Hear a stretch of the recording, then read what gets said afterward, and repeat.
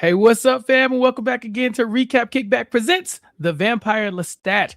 This is season 3 of Interview with the Vampire, also known as The Vampire Lestat, episode 5, New York. And it's me, your host, Chappell, and I'm going to talk to you about another crazy episode in the Anne Rice Chronicles universe. We've been talking about Interview with the Vampires in season 1, and now here we are, more than halfway through season 1 of The Vampire Lestat. And so with me to talk about this, again, the expert on all things vampires, Mari Forth. Mari, welcome back. Whoop, whoop, whoop. We're back. More organized chaos here from the Vampire Lestat. Oh my gosh. I'm so excited. This is crazy. This show. Yeah, there's so many headlines that I don't really know where to jump in, Mari. I guess I should first thank the listeners for being here and joining us as we try to work things out. Big shout out to the book readers who have read the Interview with the Vampire series, who know where this is going or know these things, because y'all are giving us so much grace to figure this out on our own. I see the YouTube comments. I know how hard it must be to just let us be wrong, but thank y'all so much for trying to give us like different perspectives and for letting us know things that we might miss, because I really do appreciate the feedback we've been getting. And Mari, we got an email. We got one from Angel.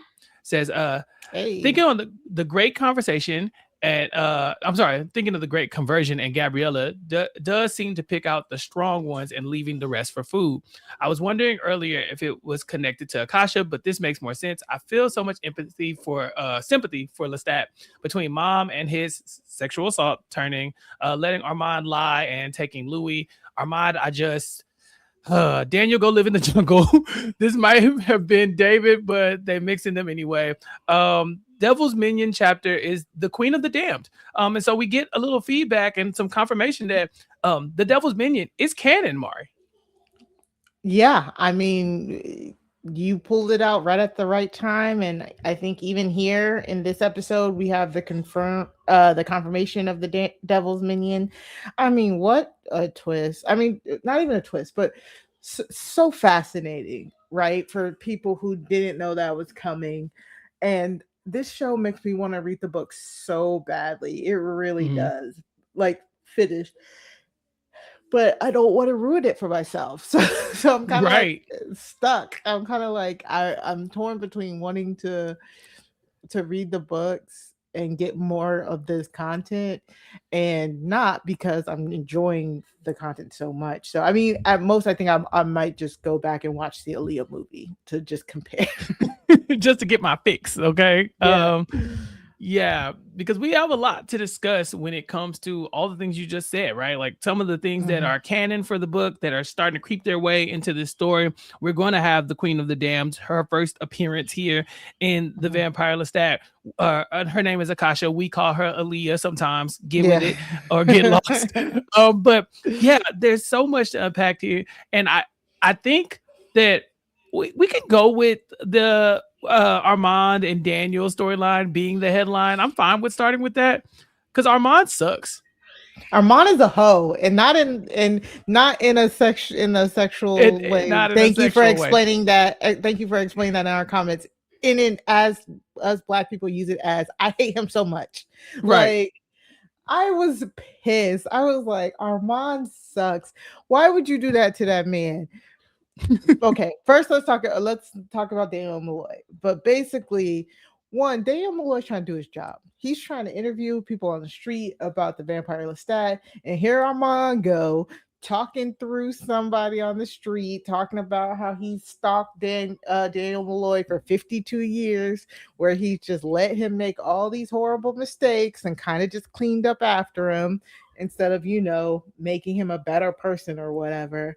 And this reveal was really good, but it was also just like, it's like, so now I hate Daniel too, because did he not just say Daniel assaulted somebody as well? Like, this was too much. This is too much. Yeah. So much to unpack with this meeting. So yes, at first Daniel was interviewing the fanatics of the Vampire Lestat. The stands are out because the last time they saw Lestat, he got shot in the middle of the street. And so they think, okay, we haven't heard from him in a while. Maybe he's dead. Again, these are the stands. And so they have their own theories. You and I are both a part of, tangentially a part of some weird standoms as well. So we get it. Your Hmm. favorite artist disappears for a little bit. You gotta speculate, if they make too many appearances, well, where's the album, sis? Those are the types of questions we ask, and that's the kind of thing that they're doing too. And so while he finds himself talking to one man, very quickly he realizes that it's Armand's voice that's kind of taking over, and he's talking Hmm. about how he sat at the foot of Daniel's bed when he slept and watched him for 52 years. And when Daniel presses him on it, he's able to give concrete dates in Daniel's life. Remember, he cannot read his mind anymore.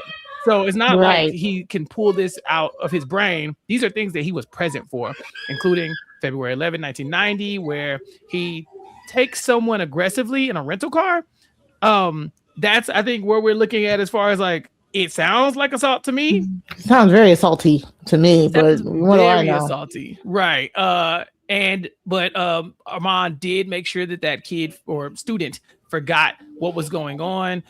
May 15th, 2002, Daniel's daughter told him to f off at her graduation, and Armand made sure Daniel had a place to grieve the relationship with his daughter. He made the security guard guy start coughing and excuse himself so Daniel could have that moment. And now here we are in the present day, and in our last episode, basically watching Armand admit that he was in love with Daniel and has been this whole time. And a bigger revelation, Mari, is that Louis knew about this as well. Yeah. Yeah, he's like, oh yeah, Louis. Wait, you wanted to hear everything. He's very calculated in his manipulations. He said about Louis, and I mean, we get that, we get that in a lot of places in this episode in particular, but it's really hard, right? Because Louis was our narrator for 2 seasons, so Mm-hmm. our foundation and our entry into this world is through his point of view. So and like we pointed out a myriad of times, he's an unreliable narrator. So this kind of revelation that, oh yeah, Louis was in on it, it's very not surprising. It's like not shocking, but then Mm-hmm. also I'm still like, I don't know if I believe you, Armand, because it's like you can't believe nobody. Right. Everybody lying. And I think with Yeah. Armand, let's say you did want to believe him here, right? Like he pulls out these concrete dates from Daniel's life. So he does kind of have proof that he knows what he's talking about. But by the end of this episode, he murders a guy. And so, can't give you that much, Armand. But I will say this: if he's telling the truth, Louis is diabolical because Louis knew that this was going on. And who did he call to do his memoirs at the very end? Oh, look, Daniel Malloy is the one doing this interview with the vampire. And guess who was there the whole time? Rashid, or also Arun, or also Armand in the room. You know Armand is obsessed with this man, allegedly. And you still did this? Diabolical. That's true. Like that man, when you say that too, that does make it even worse. Like it actually makes it more probable that Louis does indeed know about the 52 years of stalking.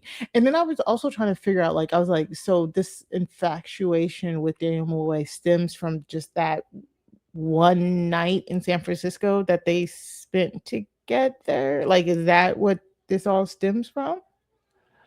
I don't know if we ever get the like actual moment that he becomes fascinated with him, but he does say that, oh, I think he said I pulled my fang from his neck, like I was that close Right. to taking him. And then when I Yeah. went to go finish the job, I realized how fascinating of a person he was.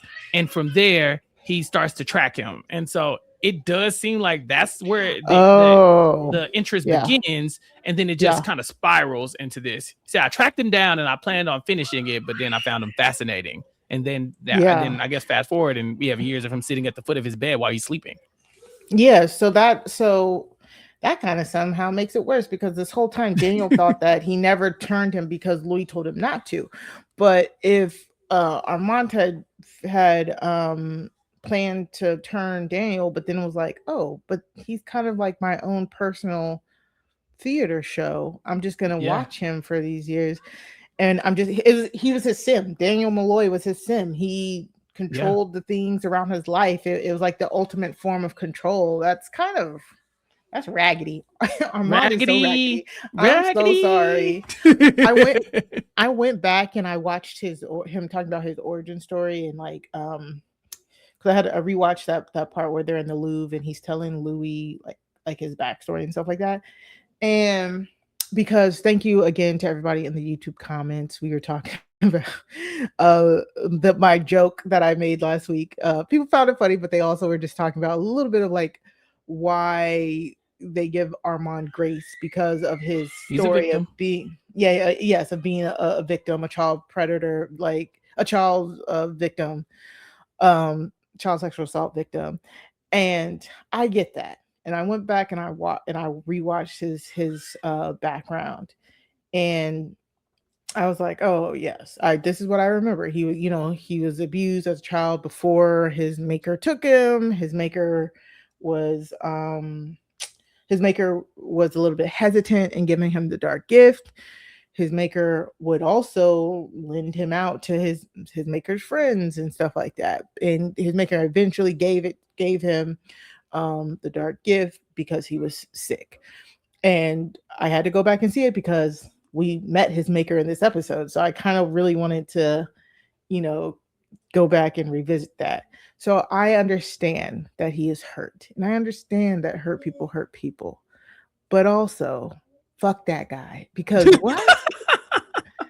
Like Armand is such a dick. Like when he shows up at the end with when Larry, and I was like, oh, I think I wrote in my notes, I was like, and here comes the biggest hater And ever. here comes this.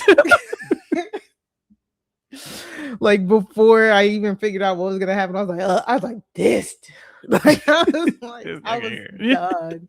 I know. And then when I was pissed. I wanted to swing at the air. I immediately texted you. I was like, why would you do that? I was so hoping that Larry was gonna like figure it out and go back to the band.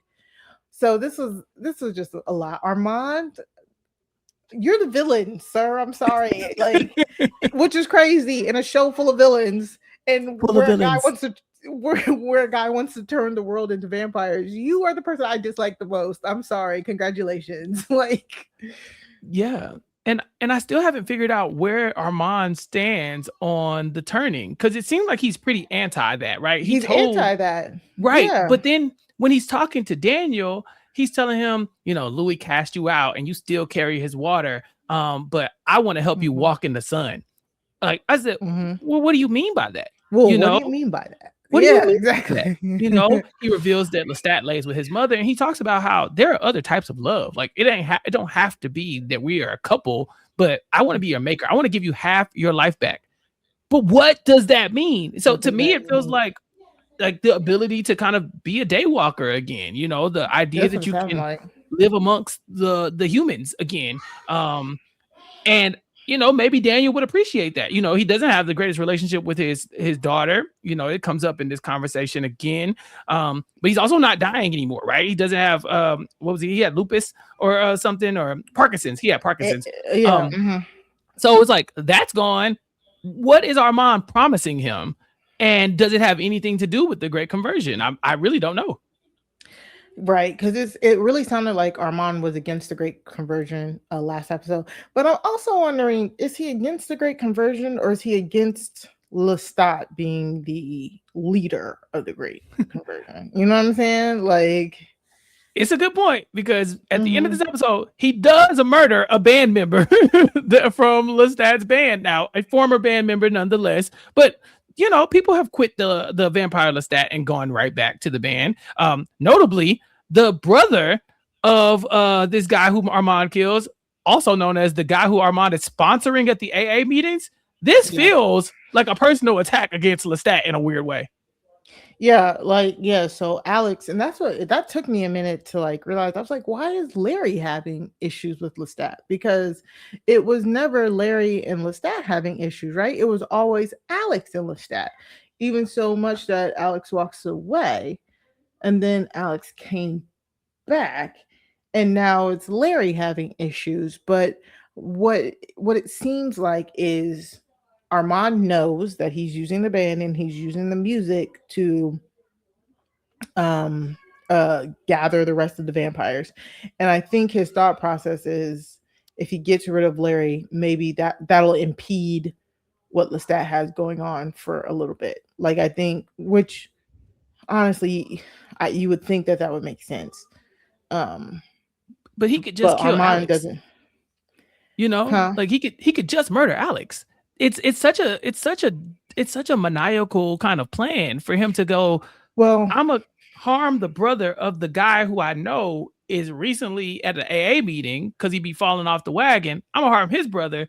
That's obviously gonna make Alex affected, right? And then Alex is going to harm the band. You could just killed Alex to begin with. well, see, I think because Larry was the one that wanted Alex back. So I think if you get rid of Larry, the thought process is you have no connective tissue between Alex and the rest of the band. Um, and then on top of that, what it also took me a minute to realize was Alex really fell off the wagon here. Like he Mm-hmm. was every scene we saw him, he had a bottle in his hand. And when Lestat read Larry's mind, didn't was Larry it was Larry happy that Alex had was drinking again, or was it just he noticing that Alex was drinking again? Yeah, he called him out about the thinking about him drinking. He was like, Yeah, "Stop thinking about that and focus." yeah. But to your point earlier, Larry has always been the weaker of the musicians. He's always been the weaker one, and like Was that was he the the thing. weaker one? Yeah, because when Alex left, remember Okay, Lestat skadoos into his brain and is like, "Hey, I see you leaving, but just know you're the only good musician around here next to me. Like you're the yes, best you're of right. us." And Hmm. so that's how we see Larry crumble in this episode because he's looking around and he doesn't match up. He's not able to kind of conceptualize the idea that the stats are just trying to get him to play, right? Like he's like telling him about the way he's playing the music. It's not right. It's not right. He's on his neck the entire time. He never gives a note to Alex at any point in that Right. episode. He gives a few notes to TC for sure, but he doesn't come down on him like he's been coming down on Larry. So it's like Lestat was kind of pushing him away as Larry was retreating. He doesn't beg Larry to come back. When Larry quits, he just lets him go. So when I might have to go back and rewatch that first episode. So in that first episode, remember when they were on stage and one of the guitarists went rogue and he was like, and Lestat was mad at it. Was that Larry or was that Alex that went rogue? I'm pretty sure that was Larry. I think that the comments from on Oh, stage was that Larry isn't as good, but Alex is like he basically went out of his way to be like introducing the band, but making a point to say that Larry resents him because he's kind of slid into Larry's spot, and Alex is the only one okay. worth the damn as far as like the music goes, if I'm not mistaken. But that we might be due for a That rewatch. makes yeah, that makes sense. But see, that makes sense. But I don't know why I thought when Alex left, Alex was the one who was doing all of that. I think my brain just assumed that it would have been Mm-hmm. the one who left would have been the one that Lestat had friction with the whole time. Okay, all right, all of that makes a lot of sense. Definitely got to rewatch all of this. But okay, sorry guys, we're Yeah. back. But yeah, it's like no matter what, Larry still didn't deserve that. You know what I'm saying? Mm-hmm. And what I was saying is Armand probably couldn't get back at Alex because Alex probably hasn't been to a meeting since he got Oh back with yeah. the band. You see what I'm saying? Like, Uh-huh. and Armand's not stupid. He was in Lestat's presence last week, but he's not stupid enough to like openly like challenge Lestat or openly let Lestat know what he's doing, like with trying to stop him. So I think it's just the closer proximity that the people were to Lestat, the harder it was to get to them. And I mean, even we say like I think Lestat opens by saying like they spent like 4 months in that New Mm-hmm. York studio apartment thingy Yeah. trying to get that album together. So Larry walking out on the album just probably he was easier. He was the easier mark. I don't think Armand was really thinking too deep about it. It was just like, let me kill this dude. Hopefully it'll make the band fall apart. In this episode, I'm glad you brought up that they've spent 4 months basically in this apartment. Lestat said he's only left once in 4 months because now that the world thinks he's dead, they gotta drop a posthumous album. And Yes. we know how well those albums do, right? When people die, it's like the last breath of their artistry when they drop one. Sometimes they don't really go well. Some people don't listen to them because they're like, it's not the same, or if you think the family wasn't behind it, or you think it's a money grab. But so many of those albums have been so good. Notorious B.I.G. got one of the best ones of all time. It's just like Aaliyah, with people. Yeah, Aaliyah as April well, right? mentioned. Yeah, the Akasha herself. And so, when you have these types, like this kind of momentum, where this fandom has built up this lore about him, right? Because they think he's a vampire, in quotation marks. But if Mhm. he's dead, then it's like, oh, okay, now we gotta really hear like the undead music. But then what if he's alive? What if he's not dead? And so there's a lot of like momentum building behind him now that Bo Wrigley had tried to take him out. And so he's spending all his time trying to create this album. But Sophia has gotten into Lestat's brain as far as just her influence. And she's really pushing that this album should still be that great call to the conversion to get these vampires riled up. Some of the lyrics that we're hearing is just like, make more, make more, make more. It's like Yeah. almost like just like almost like a chanting, to these people, to like Mhm. begging them to come out of hiding, and she's eating it up. But the band is really struggling, Mari. They cannot pick up what he's putting down. Yeah, and it's it's that musicianship of Lestat. He's like, I am trying to explain to you that you need to feel the music, that I'm trying to make music that conjures up a feeling. And this process is so funny, between just yelling at them, do it again, talking about the different metaphors of their instruments, and then even he himself, while he's recording his vocals, running out into the sun so that he can scream record his vocals. It's like crazy work, and it's so interesting. And it's like the musicians like that are so funny, and we know he's doing all of this just for an album that, what do you say, Pitchfork panned. Mm-hmm. And I forget what he said about the audience, but basically Pitchfork called their album doo doo, just like they did Chris Brown. So it's kind of funny when you Yeah, know what it's gonna amount to. the album does not matter. Like he Right. he is he is making the album matter because he's Lestat and he's trying to tell 3 centuries of his story in one CD. But what we're really leading to is the concert. That's the big moment. We find out where we're going with this. That one last concert is going to be where he performs, and he's referring to himself in this episode as Amel. Did you catch that? Was he referring to himself as Amel? Oh yeah, in the voiceover, he called himself Amel. Do you know Amel? No, I would Google no. it, but I don't want to spoil myself. But he I definitely mean, called himself Amel. And you know what? They said Amel again when Marius is in that little lair and he's talking to Akasha. They're doing a lot of rambling. mhm. Amel's name came up there. I think Akasha said it. Okay. Well, the male vampire that she's sleeping next to is a kill, and not a Mm-hmm. Mel. So, Akasha does say a Mel, and I I was just like, okay, so I didn't hear Lestat referring to himself as Amel. He When be did he do talking that? at the very He be beginning in talking. his first voiceover when he's giving the rundown of kind of like what happened in the past. When Hmm. after he got shot, he's talking about how he was able to fake his death. But he calls himself Amel, and I caught it, and I was like, well, who the hell is that? But Mm, again, I could Google it and find out, I'm sure. But hmm. I don't want to spoil it for myself. I was You just don't hoping want to that you spoil might it. have Yeah, yeah. maybe heard some other Amel lore. No, I haven't, but I wouldn't be surprised if that's like, maybe that was the name he took after,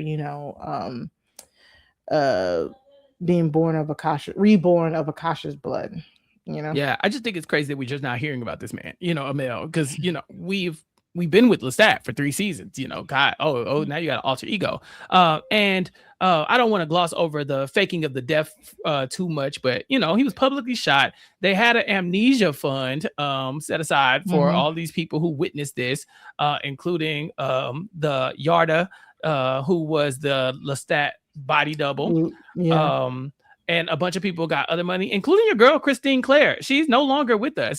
She has taken her money Yeah. and went to go live amongst the rich, I guess. And Lestat has replaced her with Sophia. How do you feel about Sophia now being the manager of the band and the entourage?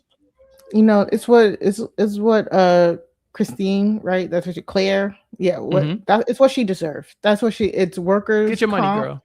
Yeah. She got shot. She took a bullet for him. She kept that band afloat for 2 years. Now she gets to just enjoy her money in a big private home, probably on a yacht somewhere for the perpetuity Hmm. of her life. Good for her. She got the bag. I'm excited for her. It's what she deserves. What you deserve, baby Okay. girl.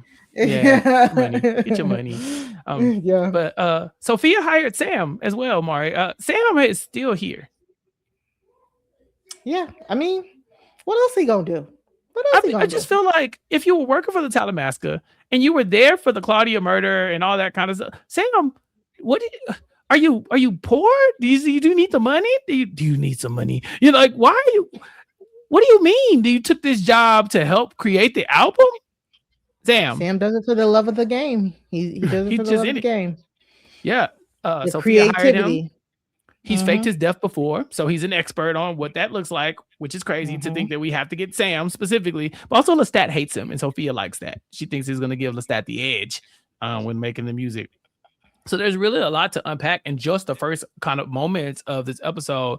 But I think the conversations he's having with the band members is really important. They cannot tell the story that Lestat wants them to tell because they haven't experienced the dark gift. They don't know what it's like Right. to be a vampire. So they can't really feel the things that he wants them to feel. I think Sophia calls out TC and says, like, girl, the worst that you've ever had was like somebody left you at the altar. Grow up. That's nothing. She's like, ouch. Yeah. First of all, get out my brain, but then also don't Mhm. trivialize my trauma, please. But the problem is the band, it's a band of musicians, Mari. They love music. Some musicians love music so more than life. And I think these are some of Clearly. those people because Yeah. Alex, the same guy who was like, I'm quitting the band because there's a vampire in the band and he like flew and we saw him kill people. He's slitting his own wrist to be like, hey, turn me. I mean, they all are, with the exception Yeah. of our guy who quit. The entire band wants to they want to be vampires now. And I'm sitting here like but I don't know if it's just merely becoming vampires that is like gonna make them play better, right? I feel like it's the history, like Gotta 300 plus live. years, 500. Yeah, like you would think that would be what is invoking that raw essence type thing. But I mean, sure, turn them into vampires. Maybe it'll help her drum better, I guess. It's crazy to me that they're so willing to give up their lives like this for this band. Like you said, the album is going to get dragged. Like you're willing to go be a vampire for this. But it does feel like to me, Lestat and Sophia are kind of dangling this carrot in front of them.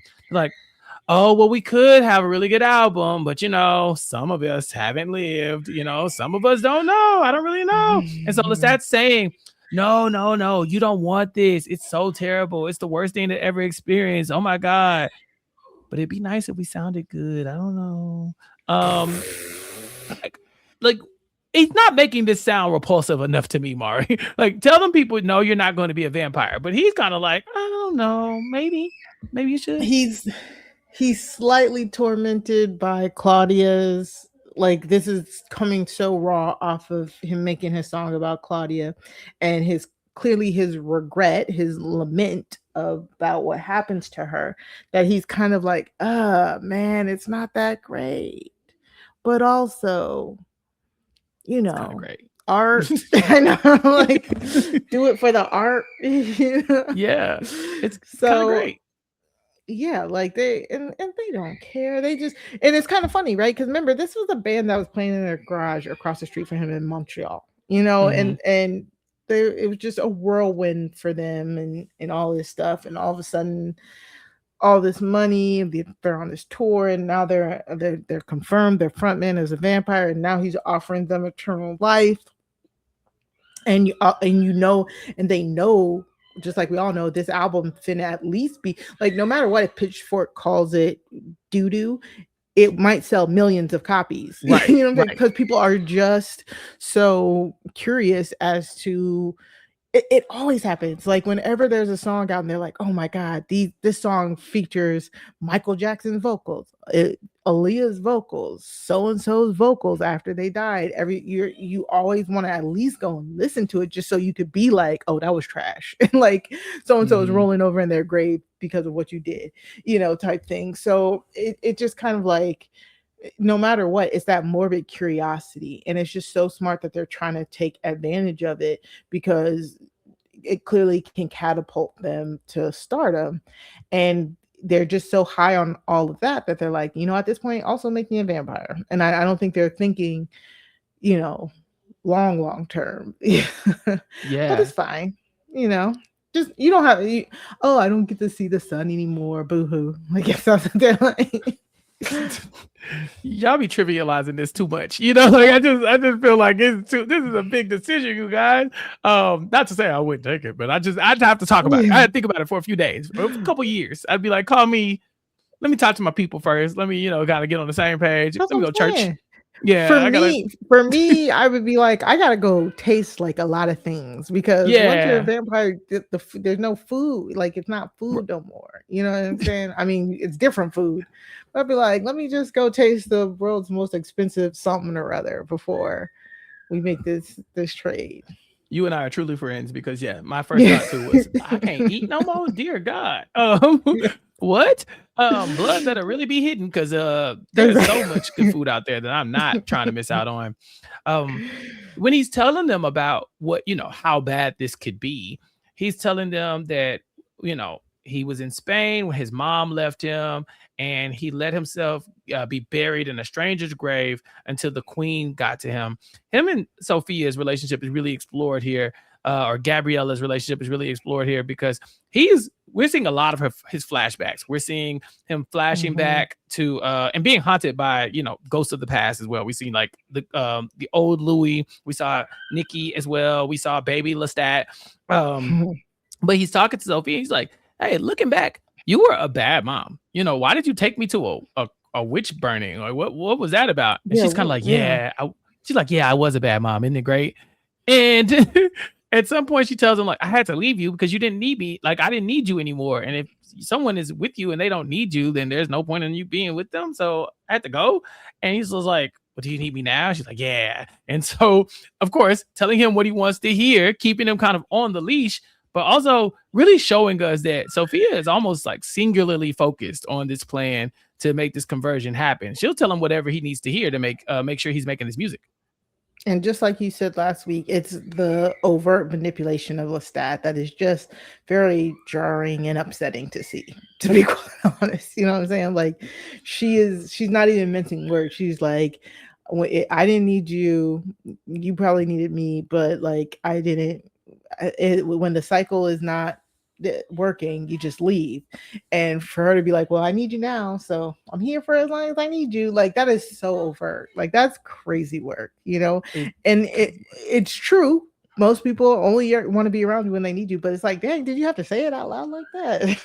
Right. And he refers to her as his first love and all this other stuff. So it's just very groomy. She touched him in his Very no-no gloomy. places a couple times when he was a kid, with the Yeah. wounds and stuff. Or I guess Yeah. he was, young adult, whatever. But it's Hmm. yeah, it's been gross for a while. They still kissing on each other. I really wish this was the grossest thing I saw in this episode because we haven't talked about Louis. And all I have is ew, Louis, ew. Louis, come Talk on. like it's so weird, right? Like we talk about and we review so many things, So many things. so many weird things. We've talked about incest so much. We pointed this out. But why is some of the most singularly skin crawly things that I've had to watch and talk about is this scene between Louis, Regina, aka Claudia, and aka the what's her name, off Broadway girl.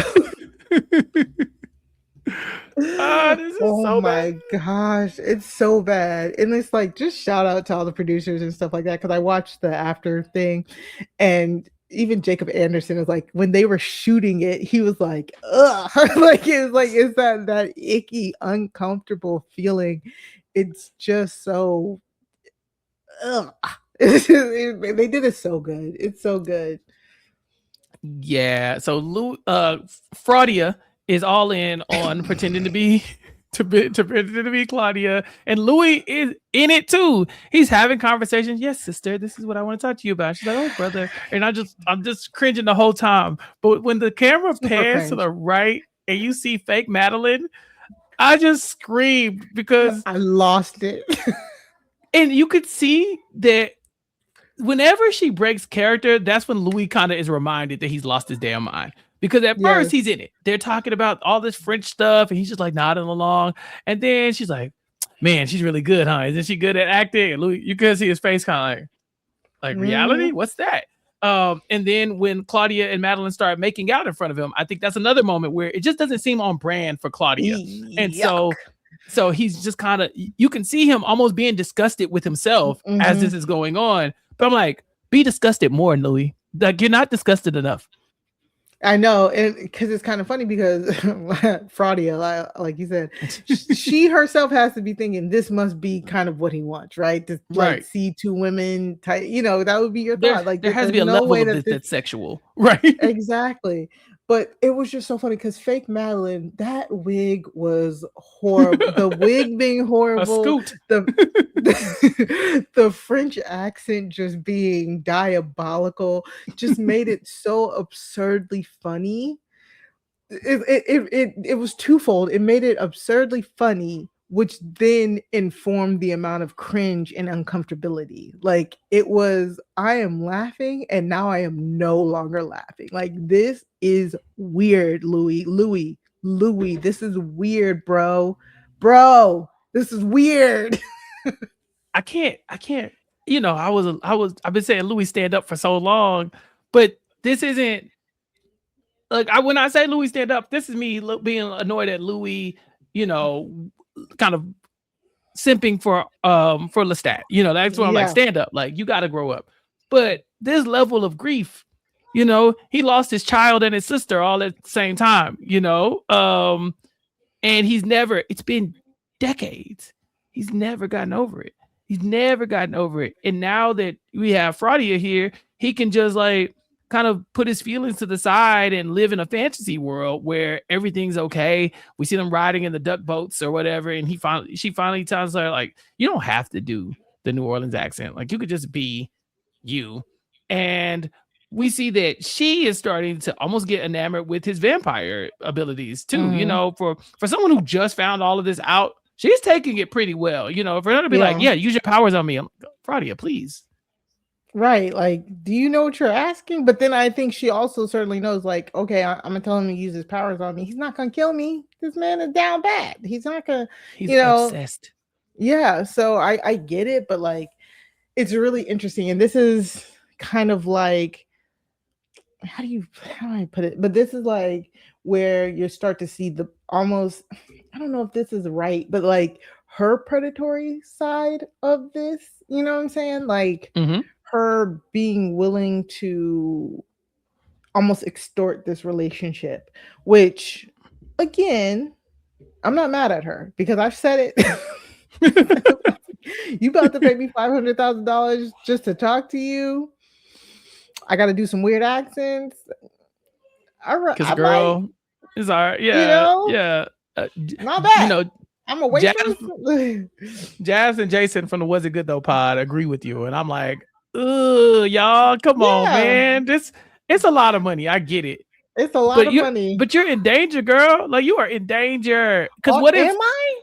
What if you drop the accent and he don't like it? What if you say something that wrong or whatever, and it strike a chord? Louis unstable. It's not like you can count on him to do this every day, because there are some moments Right. where he doesn't like the illusion, right? There are some moments where he's like, you can Yeah. see the disgust on his face. When she is like she like when she was like in the know and she said something about theater kids kind of just triggered me or something like that. It was it was just so funny, and that's what it is. It's like, and that's what I mean. I don't that's what I mean. Like her kind of playing up the character, playing it up is what makes us uncomfortable, and Mm-hmm. it's that side that I think is what is, like you said, taking Louis out of it. It was just such a funny dynamic, and not funny, haha, funny weird. Yeah, she's a hustler. You're right though. She cause like very early on, like she Yeah. read that book and she came back with the ammo, right? She got the accent down. Yep. We see that Louis is going to call Lestat. Lestat, who has been being manipulated, add somebody to the list. Louis calls him. Hey, he hadn't heard from Louis in months. Even when Lestat got shot in broad daylight, or in the public, I guess, public shooting, Mhm. Louis never checked in. But now all of a sudden Louis is at his wits end and he needs somebody to go in, look at this woman, and just tell me that's not Claudia. So Lestat does. He goes in, he's talking to her, and very early on you could tell he's like, you gotta free Louis from this. Like he's down bad. You are hurting him. And she goes, I'm hurting him. And I thought, she read the hell out that book. Like she read that book. She knew exactly what to say, because you're not gonna tell me I'm causing him pain, because who killed Claudia in the first place? Let's unpack it. Let's Uncle discuss. Les. Yeah, Uncle Les. I said not Uncle Les. So yeah, Ugh. she goes there. Fraudia's good. She is good, and this moment with Lestat. First off, Lestat and Louis just, I don't know, something. Ew, I'm mad that I'm like, oh, look at them getting They're along. back together. Yeah, they're friends. Not they're back together. I like that they're friends. But like Lestat going in there, and then just like his Sam Reed just is amazing. His visceral reaction to first seeing her, and then like talking to her, and him just trying to like keep it together, like all of his micro like facial expressions, his body, like, oh my god, he was acting down, like oh my god, it gave me chills. Like it was just so good, like him, just the flashes of Claudia in his mind as he's talking to her, and just you could just see all of that of compartmentalization There you go. of yeah, of Claudia's death, that he clearly had to like block himself away from and not really um express. You could just see it coming down, like he is looking at this girl, and she is viscerally making him rethink everything that he did. And again, it's just that Louis like she looks like her. I know it's not her, but I kind of think it's her type thing. That like kind of craziness of also time, the passage of time, and all of that. And just seeing his reaction to her, it was so good. It was so good. And again, him being like, "You got to stop this," and she was like, "I'm getting money. I don't really care." He blowing up her phone. What's she gonna do? Block him? Exact. He's a That's exactly vampire. what she said. Yeah, that's Yeah. exactly what she said. Like yeah, 67 message or whatever. Like, yeah, I was like, and then when they talk, and he's like, it's not her, and there's like, it's the eyes. There's no spark left in the eyes, and it's again that kind of like, we don't really know what Regina's been through, but it's kind of like she doesn't have that spark, that Mm-hmm. childlike spark that Claudia has, because Claudia Because you're was not a child. young. Yeah. Yeah, yes, because Claudia was young when she was turned. They had all those vampire like follies and all that stuff. It's just that whimsy is not in this woman, Regina. And she too has probably been beaten down by life, and that's why she's so okay to accept this arrangement. It was just, oh my god, it was so much. I was like, this is cinema. It was so It's good. good. It's good. I needed that scene because I needed Lestat to say that wasn't Claudia for me. For me, like, And look, Louis did too. right. I needed it for me too, because there are parts of me, we see so many flashes of the past, right? With Nikki Mhm. showing up, and young Louis Oh and baby yeah. Lestat. I'm Hmm. like, just somebody go and verify that that's not actually, some type of Mm. witchcraft, or Yeah, something. I can't be too sure here. That's all I'm saying. And so very true. yeah, then they got the same actress playing it. Like, just indulge me. Tell me that that's not Claudia. So now that Lestat has said it, Louis has confirmed, I feel like, okay, we're good. I can move on with Claudia.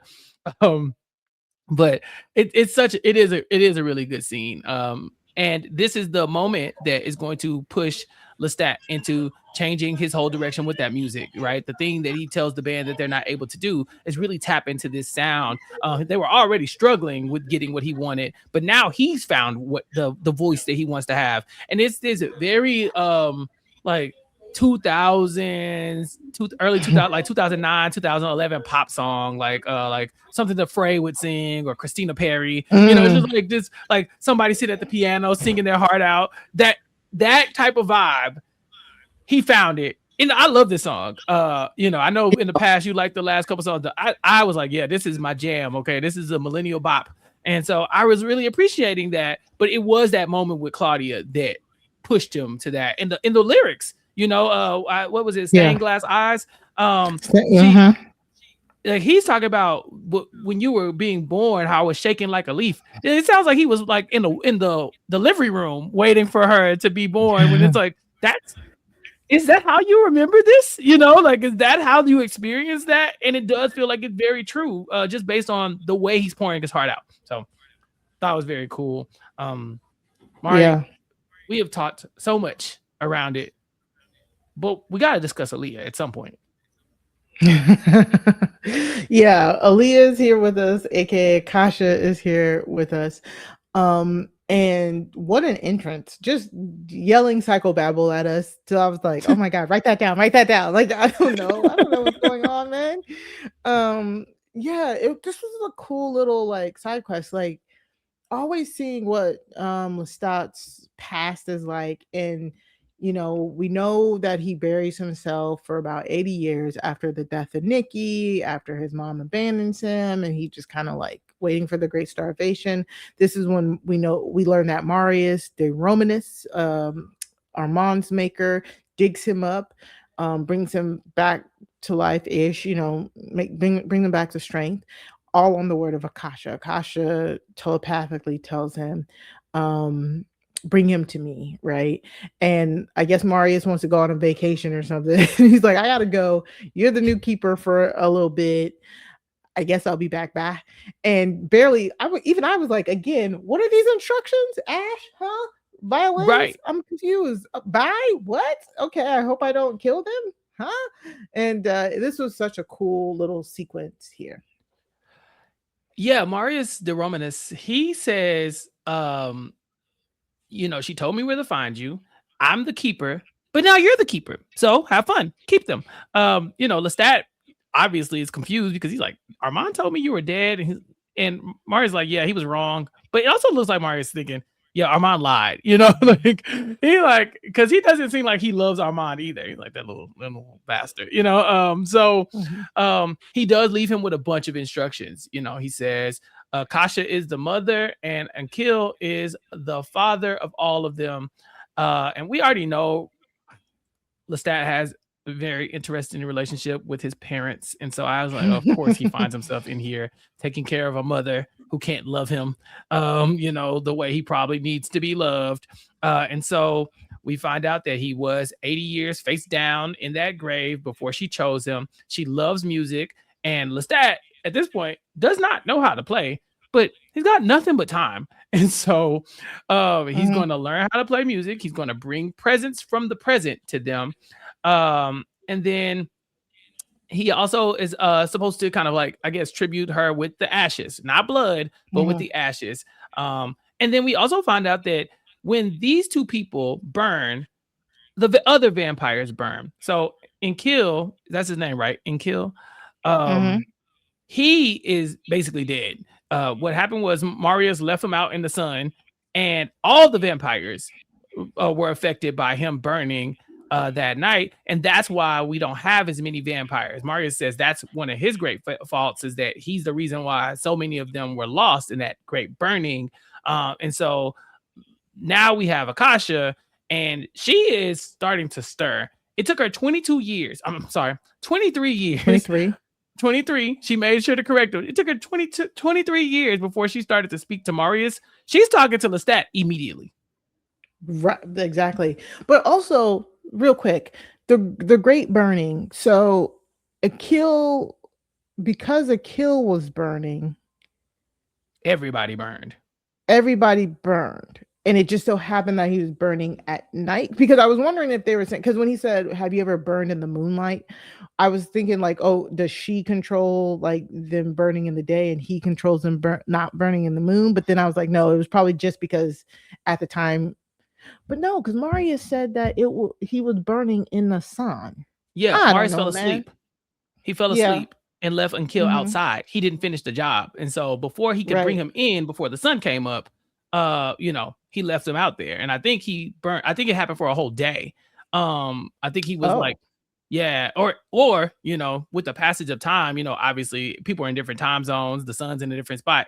Everybody's day ain't the same Oh as yeah. everybody's night, That's right? And true. so I'm sure there were people who were, vampires that were up at night that were That still probably was it. affected. Yeah, depending on Yeah. where you were in the world, you probably caught a different side of that. But everybody burned. Mhm. That's the thing. It didn't matter where you were because if in Kill was burning, you were burning. And so I don't know, Maria, if this is like well-known vampire lore when it comes to Akasha. I know her name gets thrown around a lot, but this Mhm. idea that everybody is affected by what affects them, I think that's very interesting. Yeah, that's very interesting. If anybody wants to tell us what, again, feel free to correct us in the comments via Mhm. no spoilers. Don't Right. spoil Or give us a big ahead, but alert, if yeah. you don't, yeah, let us know. Yeah, because we really love hearing from you guys. So yeah, I was a little bit like, okay. Um Mhm. yeah. Like I understood it, but I was just like, that's interesting. But it was like only he was affected, and it looked like he still bore the wounds from that great Yeah. burning. Oh, yeah. And the Yeah. kill, he's not stirring, like this No. is very much Akasha being the last of whatever their like originals kind of story is. But if Lestat does his job as keeper, we already see that she's stirring. And when Lestat goes and he's doing this for years and years, um, he's bringing all kinds of stuff from the outside world. We see that he even sets up like a makeshift dinner table where he has like the place settings for all the people that we've met in our Lestat's life. The cabbages were there. I think it was like a Not the rock. cabbages. Yeah, the cabbage Yeah. was there. I think it was a rock that was Armand. Armand, yep. Yeah, it looks like Lestat's kind of lost it. Him being by himself, he's a bit of an extrovert to be kind of in this situation where he has to entertain himself. But again, you can feel the draw between him and Akasha, where he's talking to her like she's talking back, and sometimes she is. So Yeah. anytime our Lestat is with a mother figure, I always get uncomfortable because I just You get know that uncomfortable. because I just know he's going to get manipulated. It's kind of like his big weakness. Yeah, very that. And so they said in the like the behind the scenes stuff that Lestat spends 10 years down there with Akasha and Enkil and in their show, but in the Mhm. book he was only there for like a few days. So this is 10 years of him like going stir crazy. And it was just funny that Marius pops up. Like what told Marius to pop up like when he did. I think it's that Akasha popped up, right? So Mhm. Lestat brings her the ice cream scoop. He's playing music for her. And I think at one point does he rub blood on her lips? He said something red for her lips and he put it on her lips, but I couldn't tell what He it sure was. did. He Yeah. that I just heard him say like something red for the new year. I was like, and I yelled at the TV. I was like, "No, blood overwhelms them." And overwhelmed she got Yeah. because like you said, he's kind of lost it. He's going stir Mhm. crazy. He's talking about like, well, if you're the original, who made you? Why did Sophia leave? Who is God? Where is God in all of this vampire nonsense? Like did God plan this? Am I like abnormality when it comes to God's word? Like he's asking so many questions. But once he like taps her with that blood on her lips, she pops up and she says, "Come to me." And Lestat, famous words, he said them to Louis. We've heard him say them. He said them to Sophia. Like that. that's one of his greatest hits, Come to Me. And he does. And went from there. She drinks from him. He drinks from her. And the next time we see him, he's been levitating in the air for 10 days. This is how he got the cloud gift. That was so funny. Like he was just like he was like he said, and he still sounded like kind of like drunk or high. He was like, I drank her. She told me to drink from her, so I did. What was he supposed to do? Say no? Right. Oh, that was so funny, man. But yeah, it was. I was like, man, this is a lot, right? Like, cause she just pops up and bites him, and Marius comes in and she's again just saying stuff, and he's like, I gotta get her back down. I gotta get her back down. How? How are you gonna get her back down? And it made me really stop and think. I was like, so what has she been doing for? Because this is at this point, this is. I'm assuming if the timeline I have correctly, this is right before he meets Louis. Well, he'd been up in the air for 3 days. But I don't know. I don't know if like he immediately goes to New Orleans after this. Like I don't really know the timeline at Right. all. You and I have struggled Mm-hmm. with keeping up with that a little bit. Yeah, we have. But yeah, Marius is not okay. He's like, oh, it's too late. The madness or the sunlight is gonna relieve you of this burden because yeah, Lestat brags about having the blood of Akasha in him, but it's not easy to live with this burden, right? Mm-hmm. He says this is the metal sun inside his veins, like it says this will drag you into depravity and reward you with regret. Like that's the way he describes this. And Yeah. we've only seen kind of like the good sides of what the vampire gift has done for Lestat, but now we're really going to get into why the blood of Akasha is important. Sheila Aten, her showing up and just kind of stealing this scene as well, like you said, yelling, like, I am the girl, I am the god, I am the voice, I am the song, I am the answer, like that's Mm-hmm. whew, chills. But Marius was Yeah. able to lay her back down. We don't know what happens to her after this. No, yeah, no, we don't. Because Lestat leaves, so I'm very very curious. Again, where it feels like we're going into Queen of the Dam territory. There's only 2 episodes left. Next week Crazy. it seems, yeah. Next week it kind of seems like there's a whole bunch of vampires coming, and they're gonna be like hunting or something. And look, Oof. I can't even tell what's gonna happen next week, but this has been great, to be quite honest. This show is amazing. Yeah, I've been having so much fun talking about this show with you. I'm so annoyed that there's only 2 episodes left. Like Yeah. that's so stupid to me. What are y'all talking about? What are you so dumb? So dumb. Because we don't know what the next season is or when we're gonna get it. So Yeah. we're just here hoping that we get something good.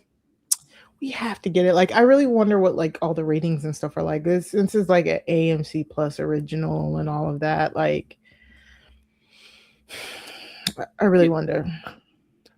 I think in a very similar light to the House of the Dragon stuff we've been talking about is that like the book readers are a little torn on this because there's so many deviations from the book. But I've been seeing a lot of people who really are enjoying, the the way that it's modernized and the way the story is being told. And so I'm hoping that the ratings are really good. But you are correct. We are running out of episodes. And so I'm pretty sure we only have a limited amount of time with these people before we are going to be in a space where we are waiting to find out what happens next.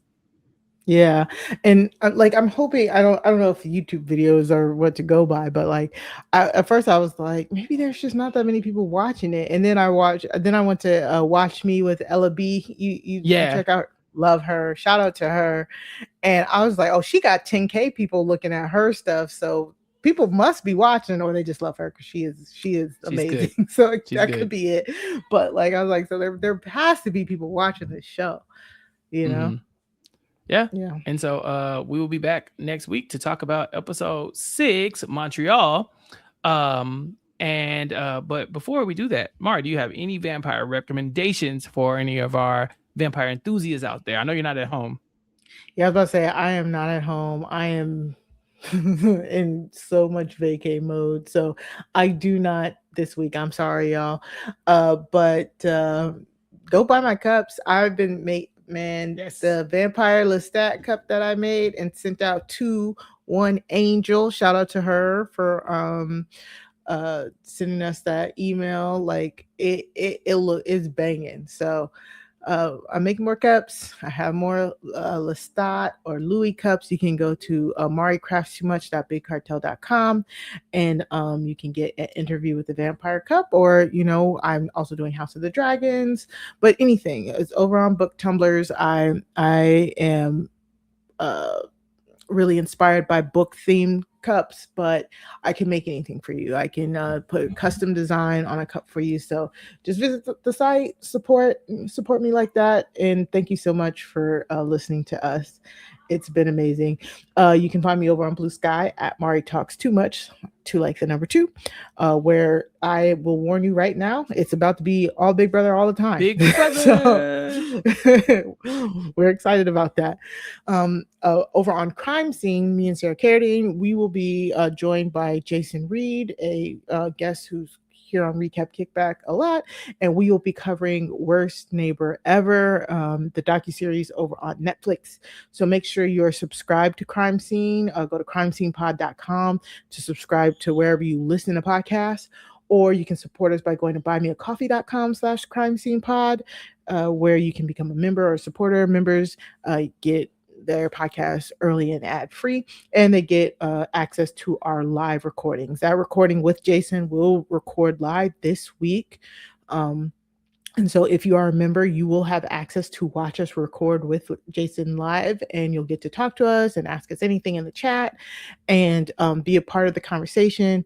And you'll get to see all of the flubs, the mess ups, the screw ups, and all of that. If you are not a member, you will just get the polished edited version. So yep, that's it for me. What about you, Chappell?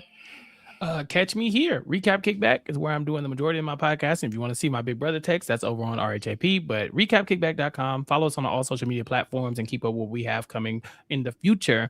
But yes, this has been so much fun. Thank you all for all the feedback, all the comments, all the emails, all the good stuff. And thank y'all for joining us for all this this crazy show. Can't wait to see what's coming up next. But until next time, we will talk to y'all later. Peace. I've been trapped behind Swamp Maria, isolated like it's North Korea. Smaller city with some bigger dreams. The wall is cracked, I'm looking in between it. The world is yours, but man, I gotta see it. They say it's hard, but man, I gotta see it. The air I'm breathing can't feel my chest. Wait on life, I wanna hold my breath. I'ma get in my goddamn self.